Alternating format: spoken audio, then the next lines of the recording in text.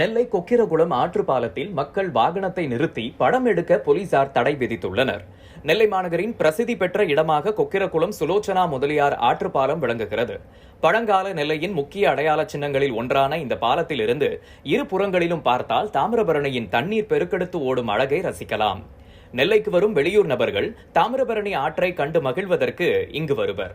கனமழையில் தாமிரபரணியில் ஏற்படும் வெள்ளப்பெருக்கை பார்க்க மக்கள் வாகனத்தில் இந்த பாலத்திற்கு வருவர். பாலத்தில் நின்று ஆற்று வெள்ளத்தை தங்கள் அலைபேசியில் படம் எடுப்பர். மழை காலத்தில் இப்பாலத்தில் வரிசையாக நிற்கும் வாகனங்களை பாதுகாப்பு கருதி அப்புறப்படுத்துவதே போலீசாரின் முக்கிய பணிகளில் ஒன்றாக இருக்கும். இது தவிர பாலத்திலிருந்து குப்பைகளை ஆற்றில் கொட்டும் முறைகேடான செயலிலும் பலர் ஈடுபடுகின்றனர். சிலர் பாலத்தில் வாகனங்களை தேவையின்றி நிறுத்துவதால் போக்குவரத்து நெருக்கடியும் ஏற்படுகிறது. இதுகுறித்து போலீஸ் உயர் அதிகாரிகளுக்கு புகார் அளிக்கப்பட்டது.